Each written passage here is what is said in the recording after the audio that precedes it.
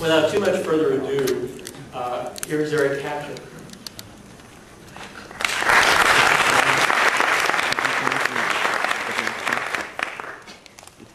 And now, people, when I woke up this morning, I heard a disturbing sound. I said, when I woke up this morning, I heard a disturbing sound. What was it? What I heard Say it, was brother. the jingle jangle of 1,000 lost books. Hallelujah! And I'm talking about the soul of modern men and women departed from this library. Wait a minute. Those lost jangle books roaming unseen over the earth seek the divine light. They'll not find. Well, actually, that's not quite true, is it? We'll find them. All right. That was kind of pretty. I love it. Am I on? I'm not going to yell constantly.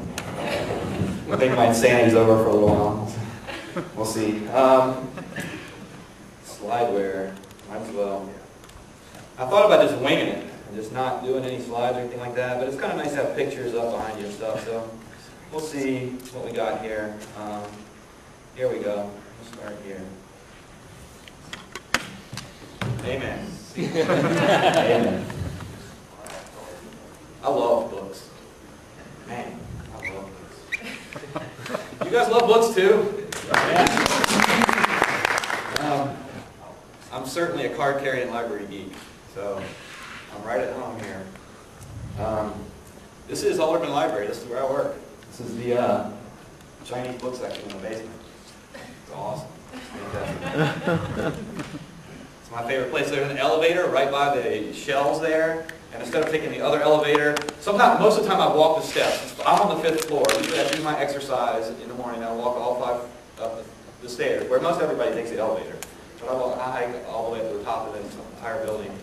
And but there's an elevator right by here. So when I'm feeling lazy or it's raining and I got all my stuff and it's wet or something, I'll just come over here and push the button, and the elevator will be on the 5th floor. So I'll have 10 minutes to browse the book section here, right by the elevator. As soon as it dings, I can go right in. So I pick up a lot of little random books there, just looking at it.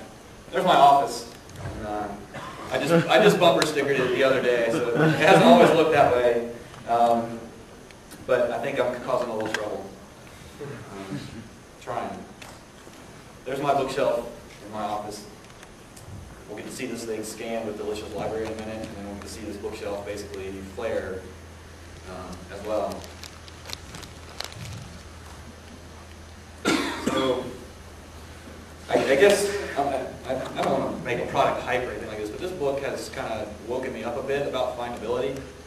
And there's a couple of copies here that you guys can read, but I certainly recommend checking this thing out from a library, maybe.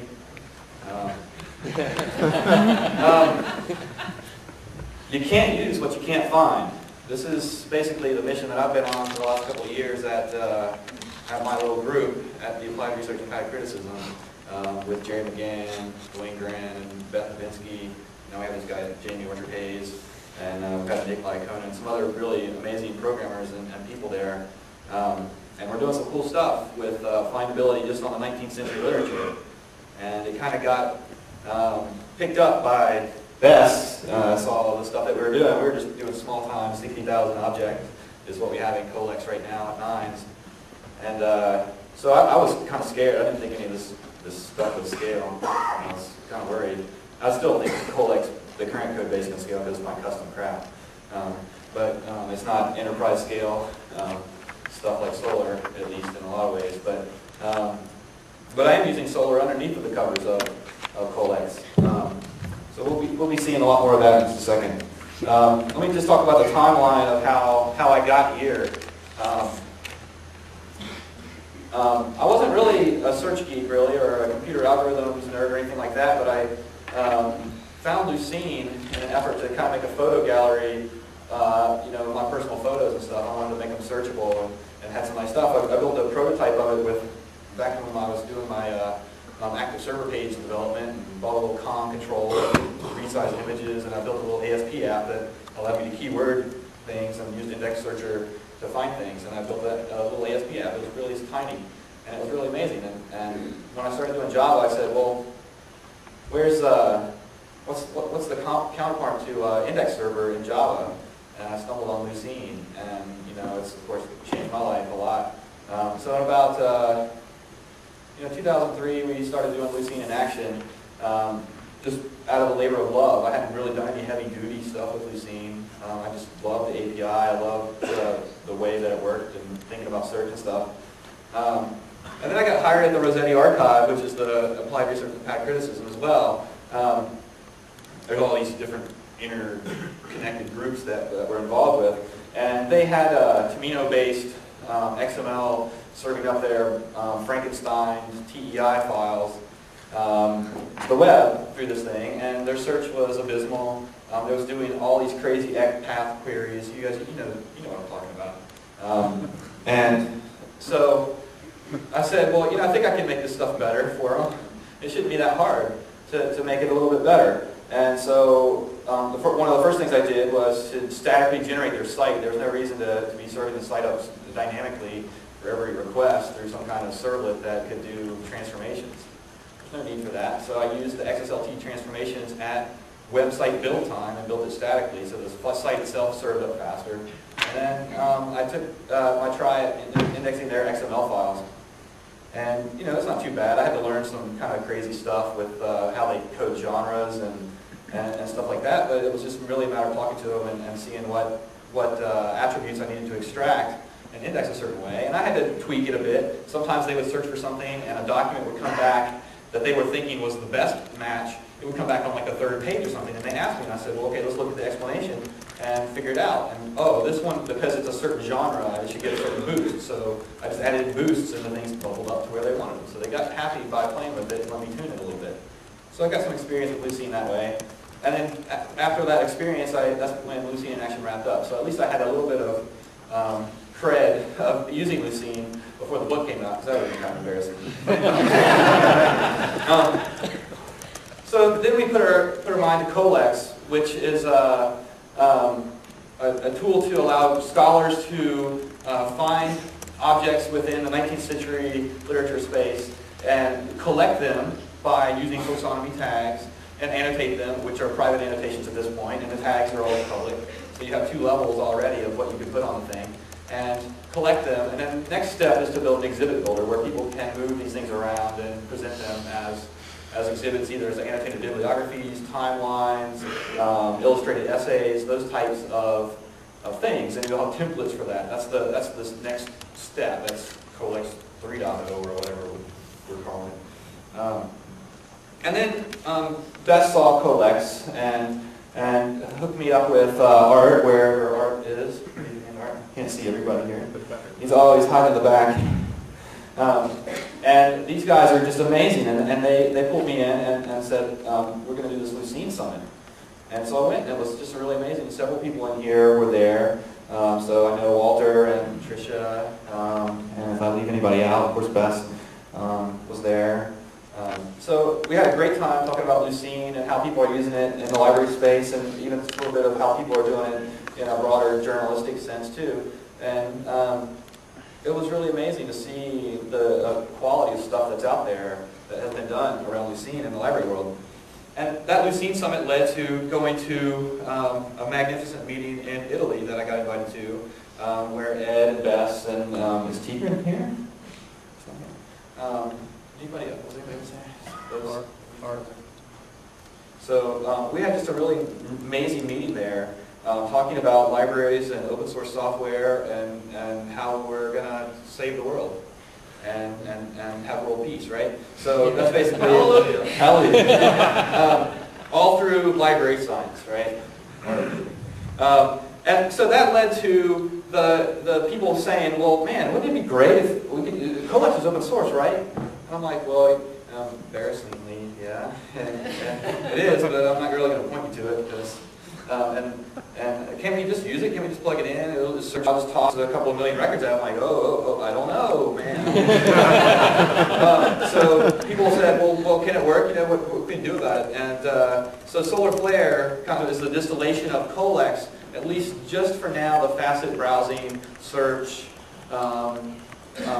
interface, and we're going to see a bit of that. So without further ado, let's just talk about solar flare for a bit. This is not a solar flare talk per se. There's lots of little other pieces, but we're going to use solar flare as a way to discuss what we're trying to do, because solar flare isn't the answer. It's just the evolution of us trying to solve more of the problem here. My son made this great picture here. I kind of like it. I think some people can't think it's easy, but it's the only one anybody's submitted yet. So, so if you're artistic, he wants the competition. Okay? He said, "Hasn't anybody submitted one yet?" Because I made this wiki page. I showed him. I uploaded it, and he's waiting to see what other people draw up. So, sets. That's what it's all about, really. We've got all these objects: bibliography records, pictures, poems, videos, books, whatever. We have this collection of things, and we want to narrow down and find ones that are of interest to us, and have ones that are close to those suggested to us.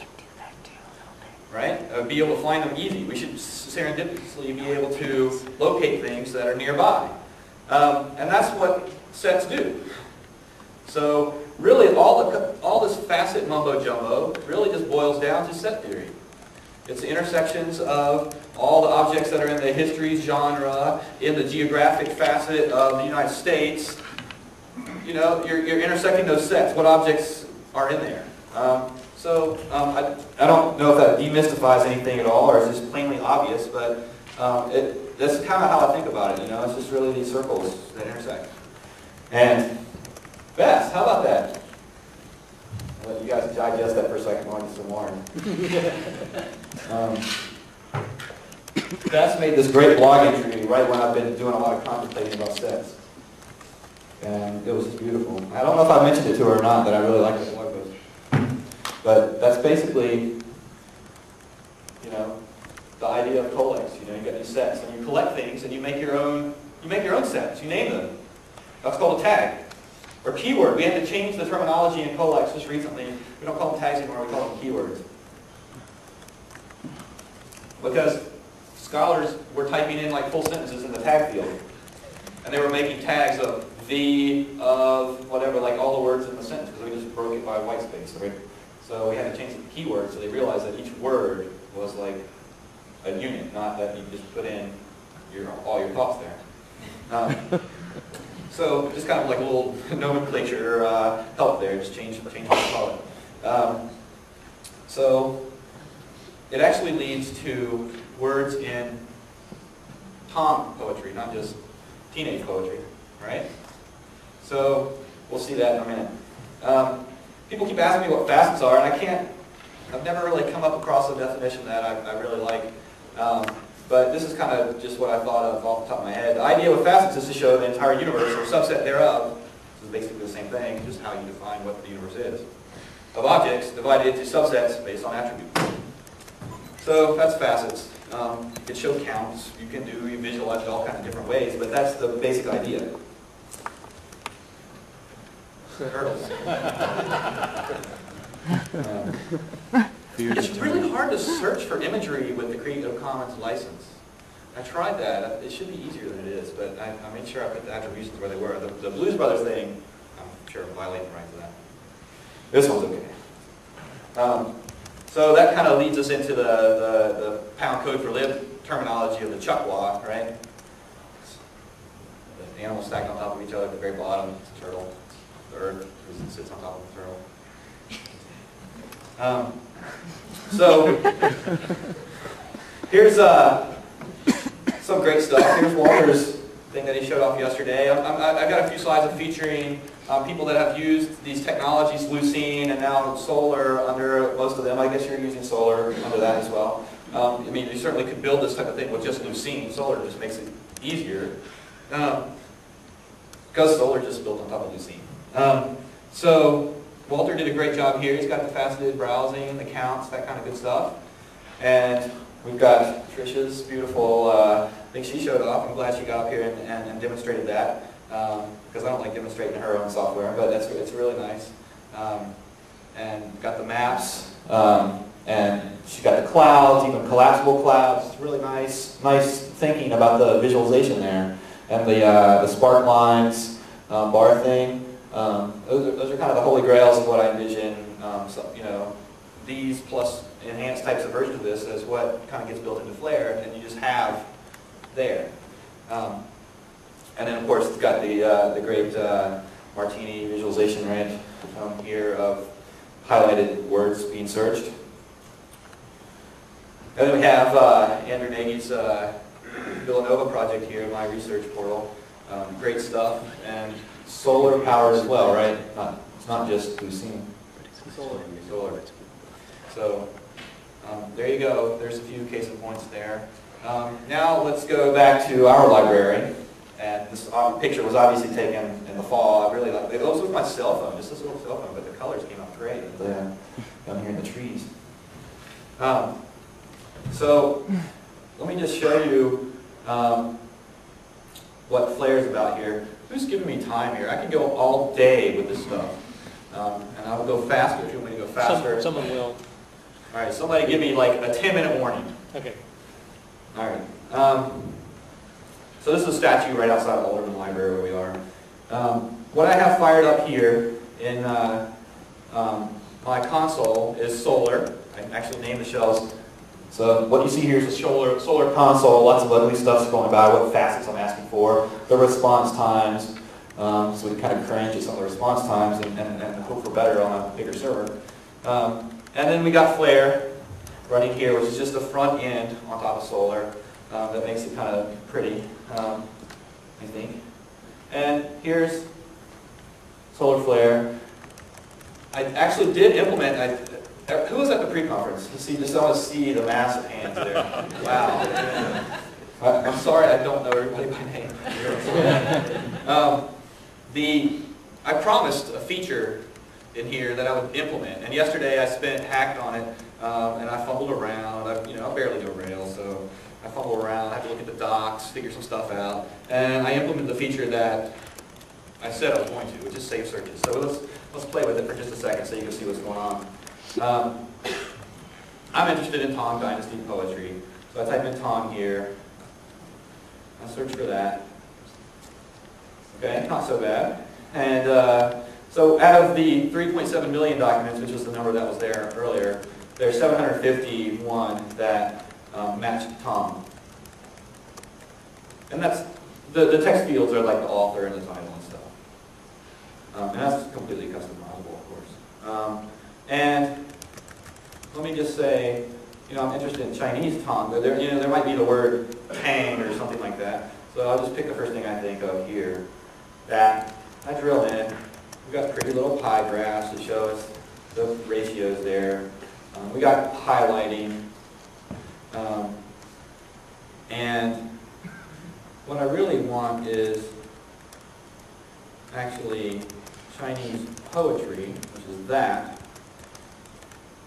Now, I have a feeling that, just knowing the data set that I'm dealing with, that there's probably things that are Chinese poetry marked, but aren't in a geographic facet of China. So I'll just take that one away and see how much bigger. So I've got 90 objects now instead of whatever the previous 7 or whatever it was. So I've narrowed down closer to what I want, and now I can save that. So we got the save searches, that's what I just implemented yesterday. And so now I can clear my constraints, and you'll see the ratio here. 90 objects out of the entire universe match the save search, which is a semi-complicated search. It could be much more complicated if I wanted it to be. And then I can drill into other areas. Pick biography, for example. There's not going to be any overlap with Tom, probably. Oh, there is one. Interesting. So there you go. You stumble on things that you didn't think about. And so one thing I can do is actually click this and add that as a constraint. So we still have just that one. And then I can take that one away, that kind of stuff. And you see, of course, I've constrained it to just my save search of that name. And so it's 100% here on this one. Okay? So there's the feature that I just added. I think that's kind of cool. Also people were talking about permalinks. Right here, it added that constraint. Now it added it twice because of being stupid and storing stuff in session scope. But basically, if I cleared my constraints, and I may get launched in a new window, if I clear my constraints here, I've got nothing here, and then I click on this little star. It makes it go to save / the name. So you've got a permanent link to a safe search right there. Now, that could be an Atom feed if you wanted it to be. No problem. I just haven't been doing that. Cool. So that's where Flare is right now. And Solar, of course. Props to Solar. Flare is all of what I tell you, 300 lines of code. It's all disposable, so don't get hung up on Flare itself. It's just proof of concept at this point, but it shows that if we actually thought about design and architecture of how Flare should be, it could become pretty slick. That's the idea. And so I looked for a book and I found it, and that's how I do it. Sorry for the blurry picture of the camera. But I actually found the book in that long row there of books I was looking for. Now let's fire up another demo. Not that one yet. This one. And anybody know what that character is? Any guesses? Surely somebody knows that character. Fire. All right. So what I'm going to do is fire up, literally, the Solar pointing to a different data set. So I just shut down the one that was pointing to the UVA mark data that I indexed, and now I'm bringing it up against the Tang Dynasty poetry set. And I'll run the front end with it configured to be Tang data, so it actually does a different rendering of the details in Flare itself already. And then, again, this is just a stupid little hack that's in there. Clear constraints here. Should be up and running, I think. Remove our safe search that we had. It's all session-based. It gets messed up when you run a bunch of data sets. So there's the Tang Dynasty stuff. This is a 320 Tang poems that we have an HTML page for that you can just go on the web and see. It's through the UVA eText Center, so they have the rights to that stuff. And so here I can actually search for fire and see all of the documents that have the word fire in it. In the Chinese, I have the English and Chinese of all these poems and the type. So we also have the genre here on the right, and there's the English description of it right there. And then we have the same translation of that in Chinese here. So what I did in this rendering here is actually overlay the languages. So the Chinese title and the English title become side by side instead of just listing a bunch of fields out. That's the default. So there's really nothing different here other than just kind of laying it out a little bit. So there's how I've kind of looked at, found stuff about Tang Dynasty poems and stuff, just in my own little personal pet project playing around with this thing. Makes me kind of wish I could go from the library system into one that's down at the poem level, right? That's kind of what Colex does, because we have that kind of metadata. Okay, so how much time? Let's fire up another data set just for demo purposes. I'll fire up the delicious library, and I'll show you the user interface for that one in just a second. So I'll fire this stuff up. Right. Now, here's the delicious library. It's a Mac application that allows you to turn your video camera into a barcode scanner. It's pretty slick. So there I am, right? And it's got little red, draws little red lines on there, so it knows where you can see where you're supposed to center the barcode as you hold the camera, hold it up, and it clicks and it goes off into Amazon and looks up the information and pulls it all back. I scanned that bookshelf in my office in like half a day, just have a stack of books every now and then, just hold one or two up and scan them. And so I scanned them in, it pulls the cover images and stuff like that. It has an export, it exported to a CSV file, and then I wrote a little script that imports it in. Actually, what I'll do is I'll even show that process, because it's so quick. What I'll do, so I'll remove the data directory, so there's actually no objects in the system at all. Fire up Solar to an empty data set. And we'll just refresh the browser and show that there's no objects, set of no objects. So there's nothing there. And then I go over here and run my indexer. And it cruises through my books. And I don't know how many are in there, but it'll be done in just a second. It spits out the title of the book as it's indexing. Now, you can see that Solar got a bunch of messages there. It got all those add documents and optimize and stuff like that. That's what my script did. Now I come over here and just refresh this view.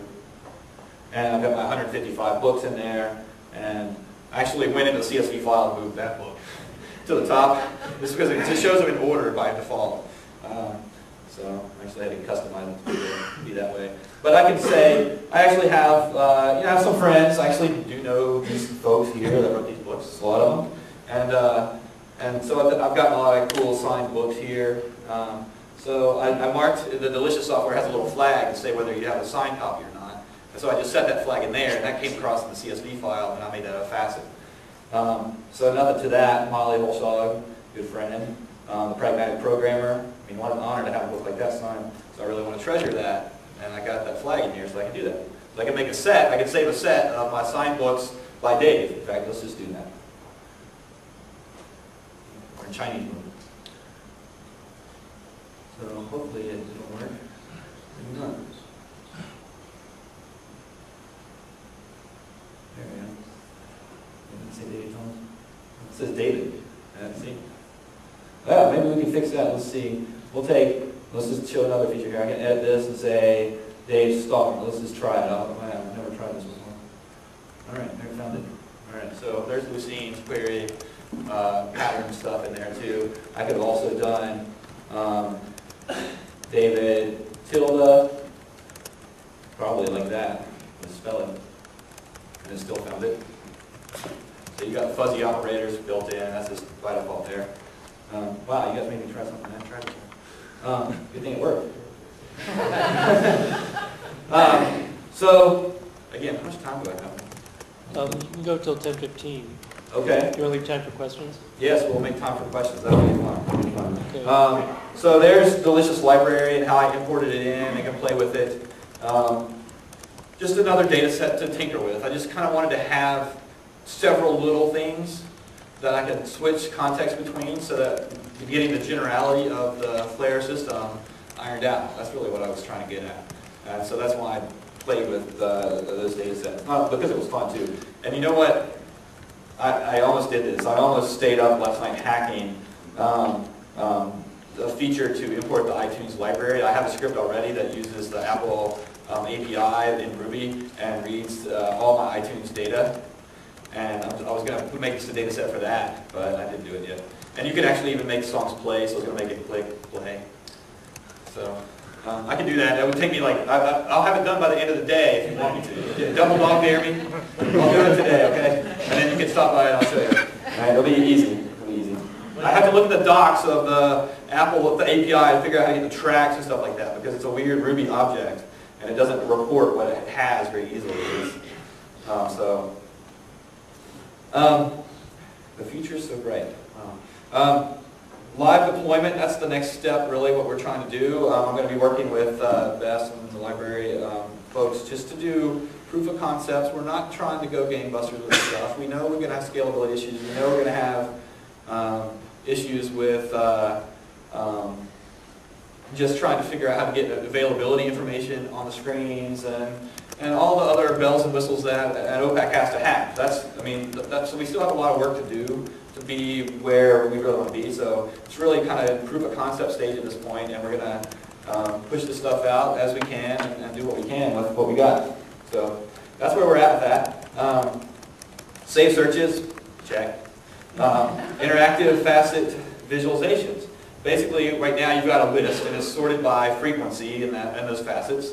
But there's also lots of other visualizations. In fact, I've got a little, let's see which data, so I still have Delicious stuff. I think that'll work, maybe. So I can clear my constraints here, and I've got simile exhibit and simile timeline integration in there. We'll just test it out and see if this works. I have the facets configured right now for the mark data set, and I've got the delicious data set in there, so it doesn't show the facets. But this is stimuli exhibit, and if I pointed at the right facets, you'd see the facets down the right, just like you do. This is total in-browser, faceted browser, JavaScript, Mojo, left and right. And then there's a timeline view. And I haven't optimized this thing. I just kind of tossed the data at it and made some hacks at which bands I wanted. But there's a lot of improvements you can do to that UI. And you can get the cover art image here. I just haven't pointed at that image. So we have all of those. We've got that integration already in there. And that was like 3 lines of code. Really? I mean, seriously, because the data was coming out of Solar, and all I do is morph it to JSON and point it at timeline. That's it. Ed knows. We all know. It's trivial. So tools are coming out that are making our lives a lot easier in that regard.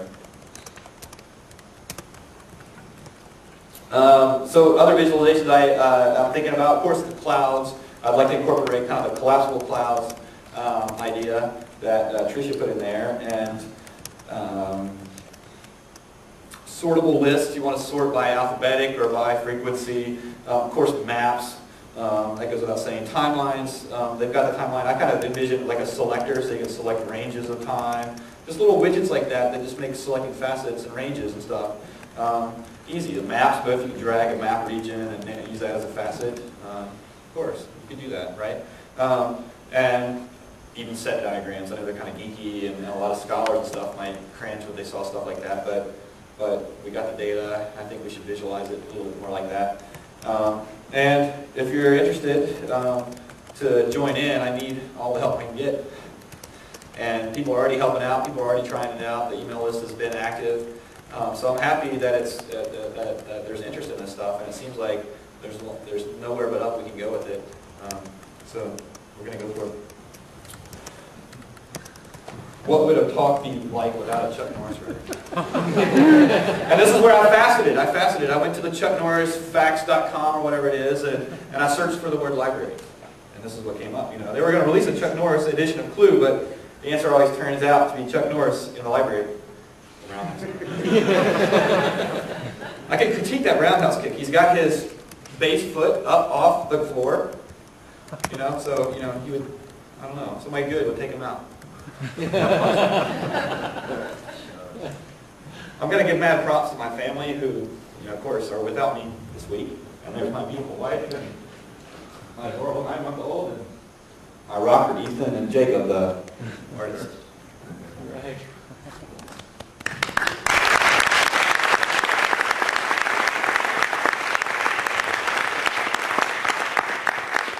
And here's something funny. I didn't pull my props out. You start talking and you get all distracted and stuff. But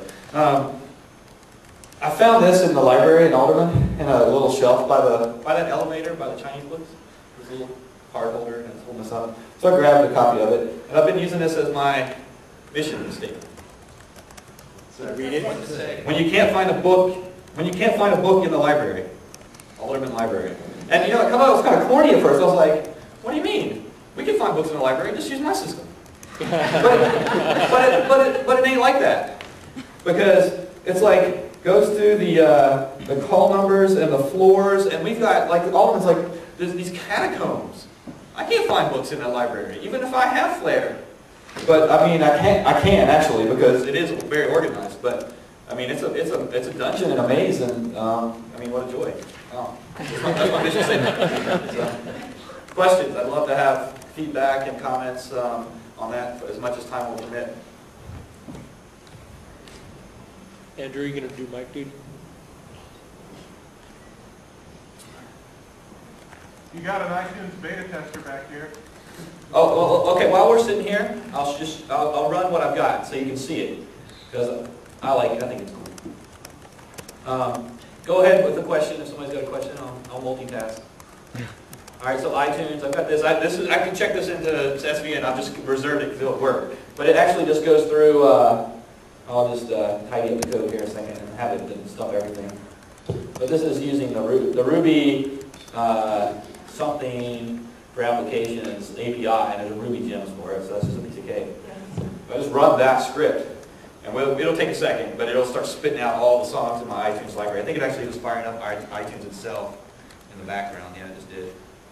Eric, Yes. when you run Solr against an index, do you always have to run it against the entire index? Do you have to rebuild the index from scratch? No. You can incrementally add to the index. Right. The second search that you did when you restarted Solr, you did it against a subset, just the Tom? Right. Well, I made several Solr databases, basically. I made several Solr data directories, and I just pointed them at different ones. One of them I indexed the 3.7 million MARC records that the library gave me. The other one I indexed 320 Tom Dynasty poems that I literally scraped from an HTML page that was well enough structured that I could just do it, and I got the data that way. And the Delicious library was just a CSV importer, but those are all three separate data sets. I could have merged them all if I wanted to, or kept them separate. Is that? Yeah, that answers it. Okay. Thanks. So there's all my songs in my iTunes library. I hope nothing embarrassing came up. I think I have this thing for Chinese. There's a lot of podcasts in there. Eric? Yes. Just yell it out and I'll repeat it. Sorry if my mic is... Is there a solar book on the horizon?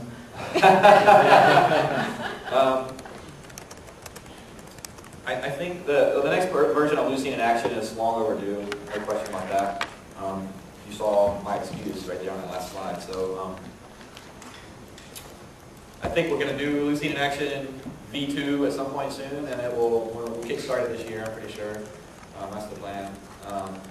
And we've been dragging our feet mainly, but we use the excuse that Lucene was in such a state of flux, because it really is. Lucene 2.0 came out, and now 2.1, and there's a lot of improvements in there. Some that are subtle that you wouldn't even know, and you might not even see if you upgraded your Lucene. But there's a lot of really cool stuff that keeps innovating in there. There's a lot of big companies that are investing developer resources to the project. So we have a lot of really smart committers. So that's my excuse. But back to the question. The Lucene in Action V2 I envision as being more of a comprehensive book about all of the Lucene family of things. So not just Lucene, the API, the Java, that'll be more than just one chapter because there's a lot of core concepts for that. But there will definitely be coverage of Solr, no question. And there will, because the topic of facets comes up and it'll say, okay, well, Solr does it this way, and that's probably better than you would implement yourself. And of course, Nuts, unfortunately, I don't have much experience with. I've tinkered with it, I've tried it out, I've crawled some sites, but I don't have the experience with it. So if there's any volunteers who want to write a chapter on Nuts, you've got experience. But I think we'll cover all the projects somehow.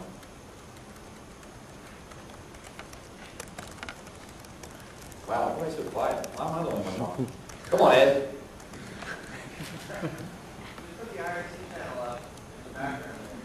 I'll look at the logs later. Eric, have you thought about, you mentioned the ambient findability book, Right. like how that, do you have any crazy ideas for how that might tie into some of the stuff you're working on? I started to make a slide. All the slides that you saw, I've had this Keynote application open for like the last month and a half, and I just kind of dropped little ideas in there. But I started last night, this morning, looking through here to see what quotes actually are that I've underlined. I've marked this thing up like crazy because I really like it. And there were so many quotes, I started to put them on a slide, but it just looked too cluttered, so I'll just read them. Users are social, and so is information. Well, codecs. In fact, look, I would be remiss not to show you guys codecs while we're on that topic. So if we're online, we will go to codecs. How about that? We are. Okay, I showed this at the pre-conference too. So this is the same thing over here. There's really this is simply the faster browser, but I've distilled it into what Flare does. It's the same thing, but it's a different code base, but. Again, there's not that much code there that does the talking and the rendering. What we have over here are where people have tagged things. So we can look at the keywords. Sorry, I gotta say keywords. I forget terminology. But here are the top keywords in our system. Magic. And these are the 19th century literature objects that somebody tagged with magic. And it could be multiple users. I'm looking at the public tag. Now, if I want to see my keywords, well, I'm not logged in, so I will log in. And now you see all my tags right there, or all the ones that are in the entire universe of tags. So we can come over here. My dad's really into lighthouses, so I've collected a few things with lighthouses and pointed them to it. We have a permanent URL here, so you can actually just click on this thing and go right to setting that list. So I can send him a link to the lighthouse right here. And in fact, the URL is kind of nice. Tag, lighthouse, me. I mean, we can improve that, but that's Rails. Just gives us that kind of cool URL stuff for free. And that's important. Questions? More questions?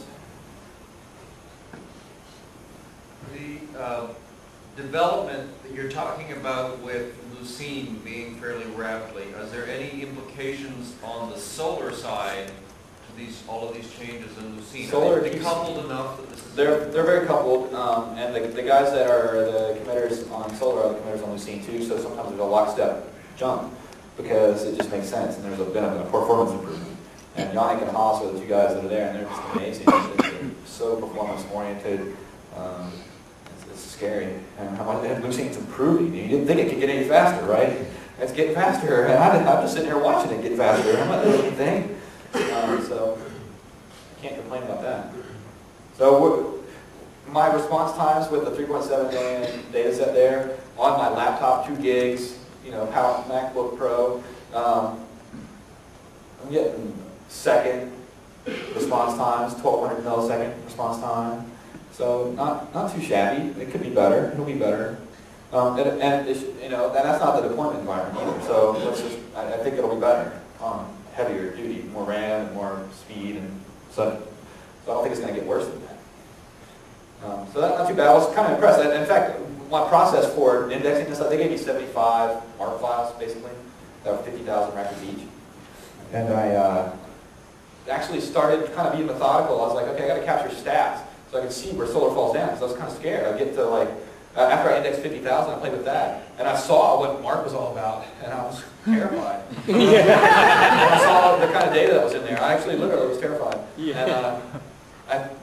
So I was careful. I measured my loading process. I actually wrote a Ruby script that launches the import and times the before and after, and I just kind of record that to a little data file. And then I run the optimize. I see how long the optimize takes, because that's a very heavy-duty operation when you've got a big index. You start adding new stuff to it, and you got to run the optimize, and it takes a while to do that. Upwards to 30, 40 seconds is what I was seeing on here. It's not too bad, and it's the search performance shouldn't be affected of other people hitting the system. But it's something to note. I mean, it's a heavy thing to know. So I recorded timings for all that, and I also did a few queries to see how long those queries took, because Solar has to warm up. The Mark data set, if I hadn't had it already fired up, it would have taken us about 45 seconds to really get rolling with it, to wait for the caches to warm up the first time we searched or something like that. But now that it's warmed up, all the stuff's in RAM, and it just cruises.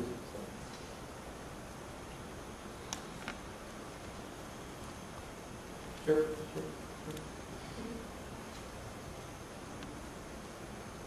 Everybody's talked out.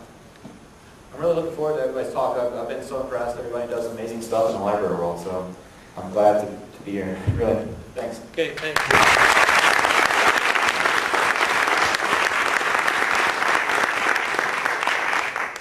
Okay, we're going to go ahead and go to break, but I just want to touch on one thing. I know I've had uploading problems on Code4Lib website. Have other people had uploading problems for their presentations?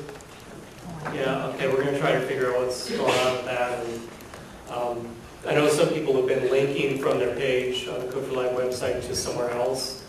That's an interim thing, but we'll try to fix what's going on, and I'll get together with that and see if we can debug that. But let's go to break and be back here at 10:30. Oh, and Karen had a cool tradition of sharing the book list. I thought that was cool. So I do actually have my library books in here that I've checked out. I drove here, so I brought them with me. So if you want to see what my book collection is, I brought a bunch of books.